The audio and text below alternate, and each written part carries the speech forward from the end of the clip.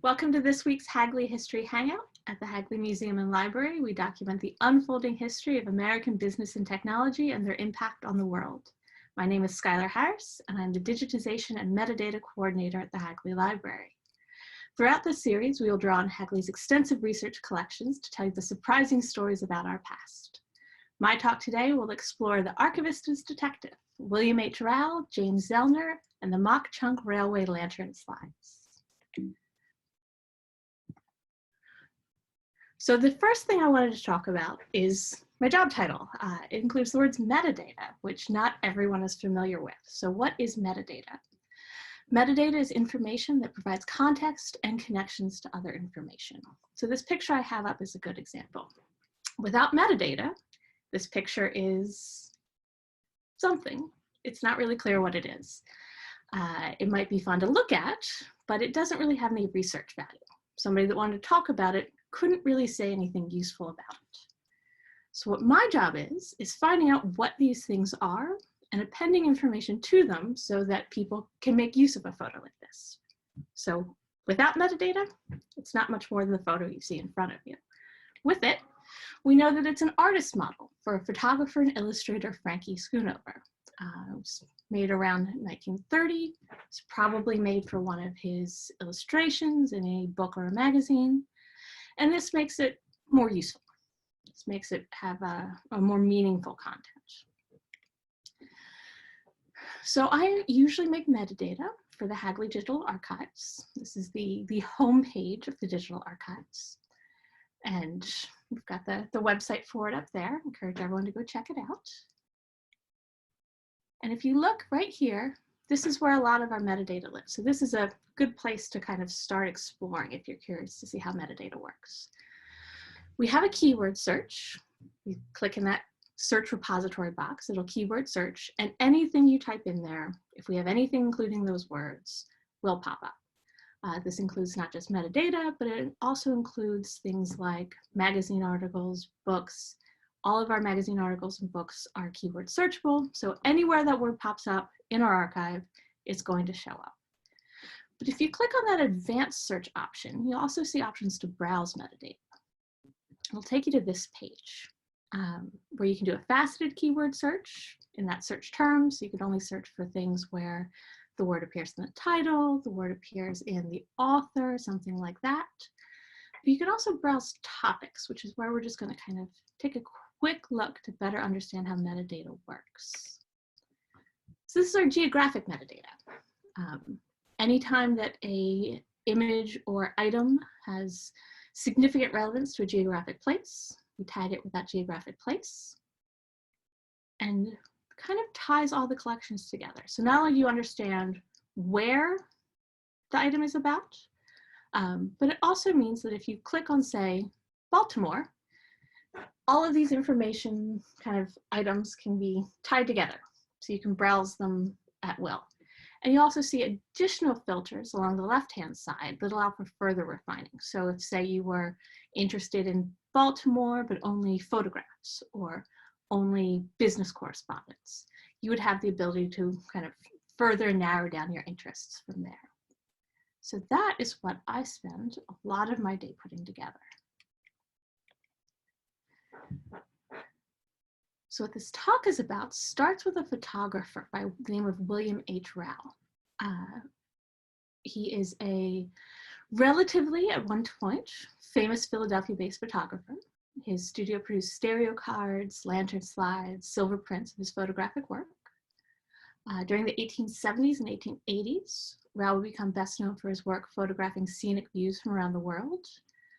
Some of his most famous commissions and photography series include a series of the Chatham Islands in the South Pacific, photographs of Philadelphia's Centennial Exposition, a tour of the Middle East, a tour of Mexico with travel writer John Lawson Stoddard, and really importantly for our purposes, commissions from the Pennsylvania Railroad and the Lehigh Valley Railroad in 1891, 1893, and 1895. This is really where we're going to be focusing today. He's not as well known today. He declined in popularity in the early 1900s as people's kind of interest in what they were looking to see changed. But he was repopularized in the 1970s. There was this rebirth of interest in his work. This is partially due to the publication of collector and railroad enthusiast Edwin P. Alexander's On the Main Line in 1971. And after that, we saw a number of traveling exhibitions of his works by the Corcoran Gallery of Art, the Whitney Museum of American Art. A number of other books followed. We see these kind of lists here if anyone wants to follow up. And since then, there's been a re-interest in his work. Recently at the Hagley, efforts were being made to try to get some new collections of works by William H. Ravel, and we thought it would be helpful in convincing the collector to make the donation if we did a little more of the stuff we already had by Ravel in our collection. Everything we had by him was on glass plate negatives, which are hard to work with. They're fragile. You tend to need a backlighting to view them, and even then it can be difficult. So they don't circulate to the public. And really the only way to view and organize and share lantern slide work or glass plate negative work is to digitize it, which we hadn't done. So I got to work digitizing and appending metadata to works we had in our collection that had been identified or tentatively identified as works by William Ravel, and to try to put them online, organize them, describe them, make them a little more accessible. So I decided to start with the easiest looking one. So I started small, and I started with this William H. Ravel lantern slide collection. It was acquired in 1970 from collector and dealer William B. Pennebaker. There's 46 lantern slides, many of them hand-colored, which is always exciting because those tend to be pretty. What you see on the right-hand side here is the digital archive collection that wound up being made from this work. It is available to the public to see. If you go to that digital.hagley.org site, you can look for it yourself. And this was a really fun collection to work with. They turned out to be really, really, really beautiful. They're lovely to look at. These are pictures that were taken during William Ravel's trip in which he was commissioned by the Lehigh Valley Railroad around 1895 to travel the length of the Lehigh Valley Railroad's rails and take photographs while he worked. And then these photographs would be used to publicize the Lehigh Valley's kind of rail lines to encourage travel, particularly on the Lehigh Valley Railroad. And they were exhibited all over the United States. So these are photos of the Lehigh Gap, and these are photos of a town called Mauch. Here are some more photographs from that collection. Like I said, they are very, very pretty. They were a delight to work with.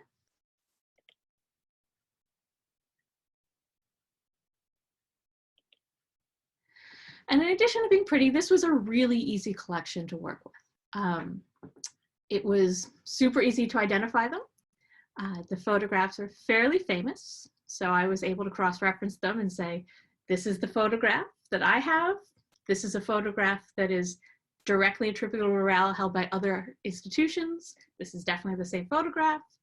And there was also text on the lantern slides. So this is what the lantern slide looks like unilluminated. It's clearly from Ravel Art Studios in Philadelphia, Pennsylvania. And while it's not obvious from the photographs I shared, a lot of them had really tiny text running along the bottom of the image, identifying the title, identifying the date, with the initials LVRR, so identifying them as on the Lehigh Valley Railroad. This was a pretty clear cut. This is William H. Ravel. We know when it was taken. We know where it is. We know why it was taken. We have all the context we need. This went really, really, really smoothly. It was also the only collection in this project that went really, really smoothly. So the next one, I went on to the next kind of seemingly most manageable collection. It was purchased as a lot along with the same collection that we just spoke about from the same person. The notes in the purchase tentatively identified it as the work of William Ravel. There are 35 glass negatives and one original box, and they are all images of the Fairmount Park system in Philadelphia, Pennsylvania. They appear to have been taken around the same time by the same person. That person is probably not William H. Rao, though. How do I know this? Well, some of the images are not that good. This is a glass negative of the Erskine, I think I'm pronouncing that right, I'm not sure, statue in Wissahickon Valley Park. It's a limestone replica of an older wooden version. It was designed by John Massey Ryan and erected in 1902. And having spent some time with William Rao's work, this just didn't look like something as technically proficient as I would expect from it. So I didn't really have much to go with on these photographs. I'm local to Philadelphia, so I recognized a lot of the places in the park. So I worked with what I could. As far as metadata goes, I was able to identify locations, and I was able to use those locations to kind of roughly estimate a date. This photograph wound up being really, really important for estimating a date. This is a glass negative of what appears to be the Walnut Lane Bridge in Wissahickon Valley Park. This bridge crosses the Wissahickon Creek to connect the neighborhoods of Germantown and Roxborough, and it was constructed between July 1906 and October 1908. This is probably the oldest datable image in the collection. So I was able to say that these were probably taken around the same time, by the same person, no earlier than 1908 or thereabouts, which means it could theoretically be William Rao. He did live in Philadelphia, so he did have the opportunity to visit Fairmount Park and Wissahickon Park. He would have been alive at the time, but these just don't look like his work. We don't really have any reason to believe they are, other than being purchased back from the same collector. It's not impossible, but it doesn't seem plausible. So we didn't append his name to it, but we were able to make a new collection, and we were able to use some pretty useful metadata.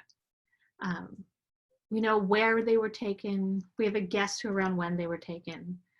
There's enough metadata here that these images would be useful to somebody studying the Fairmount Valley Park system, studying American parks. There's some useful information here. It is what it is. Sometimes that's what happens. On to the next one. This is really the one we're here to talk about today.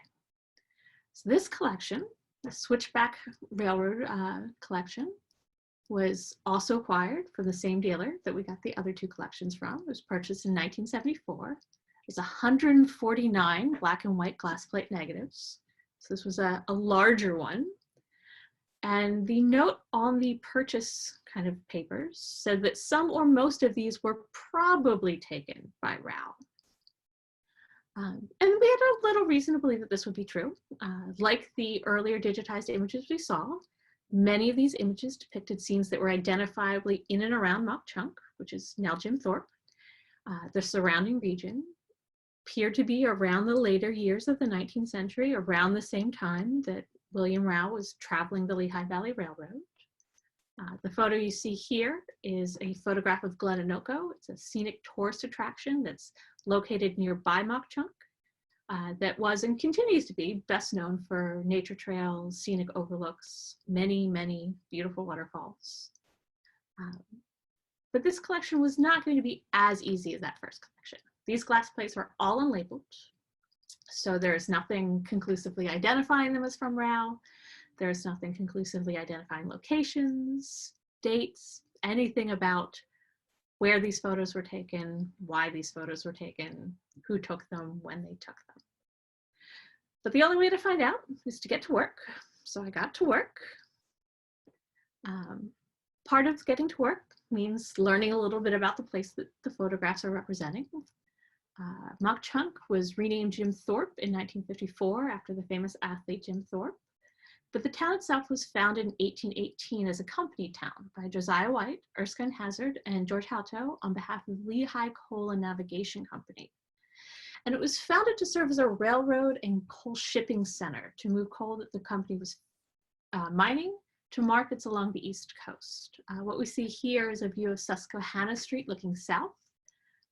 And we were able to identify a couple businesses. This would come in handy later in terms of identifying them. If we can identify when the businesses were active, we can maybe narrow down when the photographs were taken. There are also a number of photographs of the Mauch Switchback Railway, which are very fun. Much of the coal that reached Mauch for a number of years, certainly during the early years, was transported by this railway, which was a private line operated by the Lehigh Coal and Navigation Company. It was a 9-mile-long railway. It was constructed to replace an old wagon road, began operating in 1827. So we know that these photographs were taken after 1827. And it's a partially gravity-powered railway that runs between two mountain peaks. One summit is Mount Jefferson at Summit Hill, and the other is Mount Pisgah at Mount Chunk. Initially, the way it would work is animals, mules, would haul the cars up the inclines, and then gravity would haul the cars down the inclines.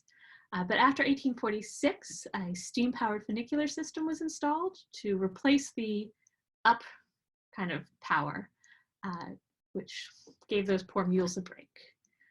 What we see here is the Switchback Railway looking down Mount Pisgah towards Mauch. Now, there's not a lot of photographs of, or any photographs of the railroad hauling coal.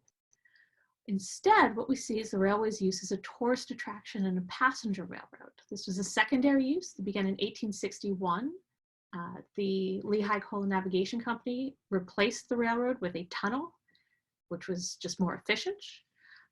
But even before then, people had started riding the rails because this was really exciting. This was the world's first roller coaster. And this became its primary function after it no longer had to haul coal. People would ride it as a tourist attraction. After 1872, the Lehigh Coal Company didn't need the railway anymore. It leased the operation of the passenger line to the Central Railroad of New Jersey, who then subleased it to a succession of other private operators. And it continued to operate till 1933, which means we can further narrow things down. We know these photographs were probably taken between 1861 and 1933. This photograph is on the other side of the railway, over by Mount Jefferson. We also see other photographs of railroads. This is a view of the Penn Haven Station Railroad Junction for the Lehigh Valley Railroad's Maine and Hazleton lines, as well as the Central Railroad of New Jersey.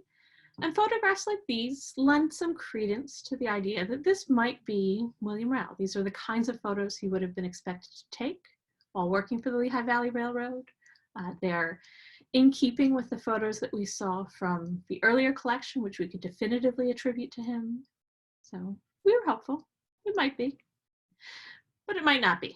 So take a quick look, give you all a second. Take a look at these two photos, because this is where I lost hope that this was William Rao. I took a look at these and decided that this is probably not what we were looking at. Okay. Now the things I saw here that made me decide that this was not William Rao, you take a look at those rocks. You see the graffiti on the rocks.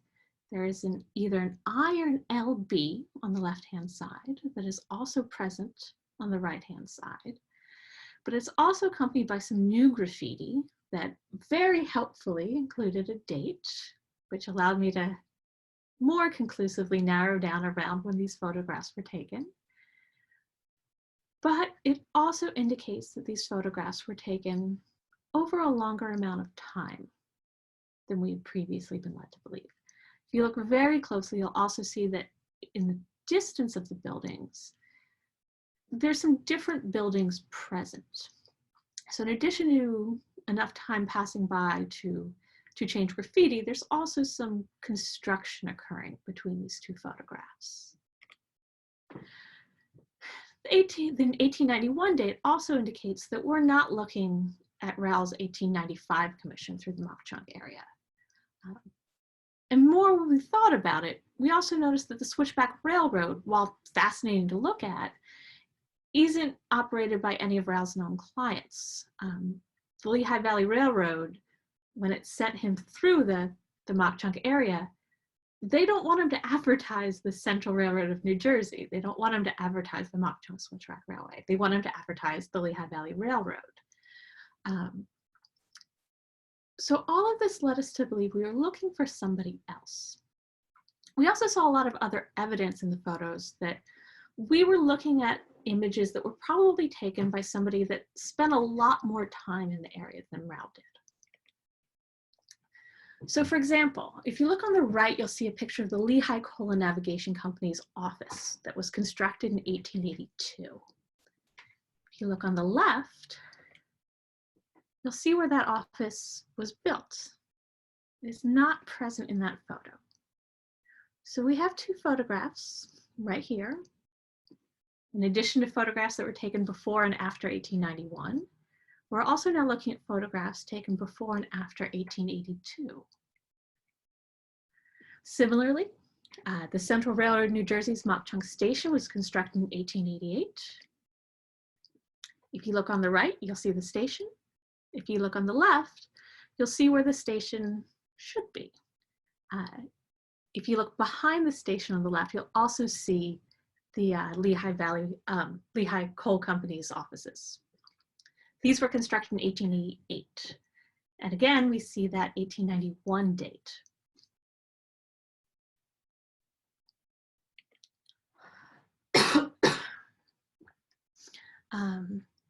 We also see here a view from above showing the second of Mauch courthouses. This one was built in 1850 and demolished in 1893 at the corner of Broadway and Susquehanna.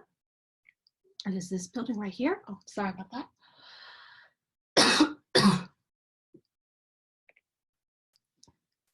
We also see the building behind the Lehigh Valley Railroad office here is the third of Mauch courthouses, which was built in 1894, right here. So what we clearly have here is a collection of photographs of this area that are taken over a relatively significant amount of time. So this isn't useful in deciding who took it. We've ruled out Ravel, but we don't know who it is. But we do know where it is. So I started looking through old sources about the town itself. We know that it's somebody that extensively photographed the town. And we know that it's somebody that had the money to invest in a stereoscopic camera. So it was probably a professional photographer. So the goal was to see if we could find any photographs or any images that would match what we had. And I started with something in our collection. This is a souvenir album of Mauch. There's 18 views of sites in Mauch. There are 12 panels that have scenic views, railroad cars, photographs or drawings of the Switchback Railway, Lehigh Valley Railroad Depot, and we got lucky. The photograph on the right is from the collection we have been trying to identify, and the drawing on the left is from that souvenir album. These look like the same images. Unfortunately, this is a Ravel. So the book also has Ravel images. So what appears to be happening with the book is it is reproducing works by other artists without attribution and including them. So this is, again, not useful in figuring out who took the pictures, but it does provide these titles: Homeward Bound on the Switchback. So looking at this image, as well as a handful of other images that were similarly, possibly from the same person, we were able to come up with a number of images like this where we found a match between the souvenir album and this unidentified collection. I started Googling, just Googling all of these kind of titles that Charles Frey had attributed to the images. And I got lucky. This image here is from the Library of Congress's Marion S. Carson collection. And it matches one of the images in our unidentified collection. It doesn't match it exactly. This one on the right is obviously not a stereoscopic view. The one on the left is, but there's a number of similarities, particularly the fellow leaning on the train, that indicates that these photographs were taken probably like within minutes of each other. These are taken by the same person around the same time. Unfortunately, on the back of the image of the left, we have some identification. So this was a really lucky find. We're also able to find a number of other items in this collection that similarly matched things we were seeing in their unidentified collection. We also found similar matches in the New York Public Library's Robert and Dennis collection. So here is the stereoscopic card. Here is our original image. Here's, again, images on the back. And the details we found on these cards are mostly similar to what we found on the stereoscopic view cards held by the Library of Congress's collection, with one important difference. We have a James Zellner with 2 L's, and we have a James Zellner with 1 L. Fortunately, they're both in Mauch. So my next job, very happy that I have a general idea who took them, is to find out more about this photographer. We found his name in a business directory, spelled with 1 L.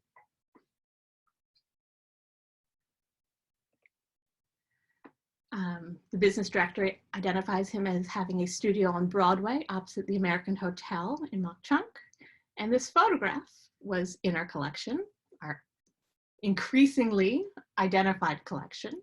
And this photograph is showing Broadway opposite the American Hotel. This was probably taken from his studio building.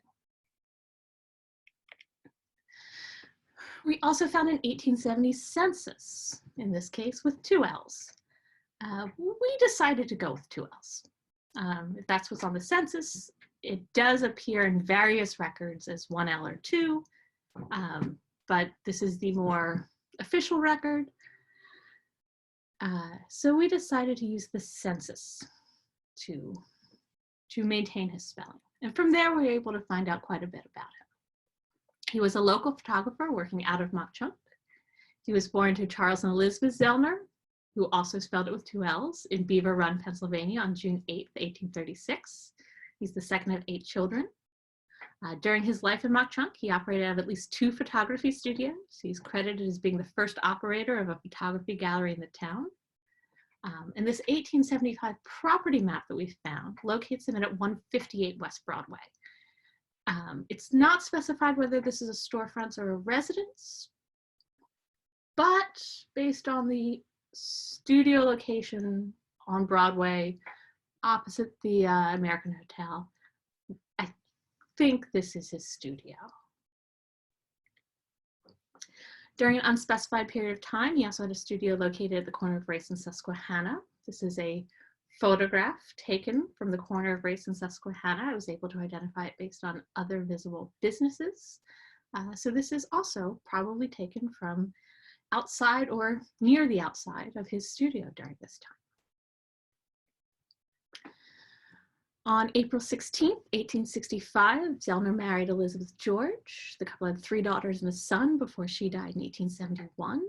Soon after, he remarried. He had another 3 daughters and a son before she died in 1885. He died in Mauch in the Fairview Hill section of his home.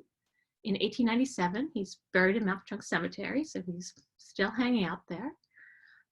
And from all of these, we were able to come up with a pretty good collection of metadata. If you are looking closely, you will also see that LB graffiti here in this photograph. So this helps give a little more context from where that original photograph was taken. So we have a collection, a new digital collection. Most of the places that are depicted in this collection were able to be identified geographically. We have a photographer's name, and based on the dates in which he was active, based on the dates that we see identified in the photo or dates we can infer from the photo, we have a pretty good sense of around when most of the photographs were taken. And we have a pretty healthy collection of metadata surrounding this collection. This is the landing page for the collection. It's also available on the Hagley Digital Archives if you wanted to look at it more in depth. So it wasn't a William Rao, but this was pretty exciting. This was nice to find, even if it was a little work to figure out. From there, we moved on to the last one in our collection that had been tentatively identified as a Rao. It was purchased as a lot from the same dealer as the other ones. This one was purchased in 1969. And it does include photographs that can be definitively identified as works by William H. Rao. This photograph right here is Engine 660. This is the specially outfitted locomotive and passenger car that Rao took on his Lehigh Valley Railroad trip in 1895. So it is not labeled, it doesn't have his name on it, but it does have the engine number, Lehigh Valley Railroad. We've seen other pictures of the car, it matches the pictures of the car, and the chances that somebody else took this are pretty slim. So we identified this as a Rao. We can say that it was taken around 1895. We know why it was taken, for what purpose, but the collection also has works by Zellner. This collection seemed to be a bit of a grab bag of a lot of things. This is a James Zellner photograph, again, on the corner of Race and Susquehanna Street. And the collection has a number of photographs. I have no idea who took it, where they took it, or when. This is a mystery photo with very little metadata. I feel like somebody out there will recognize this one, but I did not. Also included one other really important thing, and that thing was a letter. And the letter was included. This is the absolute last collection I processed, and the letter was a letter from a scholar of Rao to one of our curators, saying that he had taken a look at this collection of glass plate negatives. And, you know, he really just didn't think that all of the photos of Mauch were likely to have been of Rao, mostly for the same reasons I identified. And he recommended that the staff take a look at this guy named James Zellner, who operated out of a studio off the corner of Broadway, and included a lot of information I'd spent a lot of time looking up. So it was nice to get some confirmation, but it's maybe a lesson to start with the easy stuff first. And we did get a new collection out of this one as well. So this is also on our digital archive. The photograph you see kind of up at the top is another Rao. There's lots of photographs of trains, of Mauch, of a variety of landscapes. So thank you for checking in.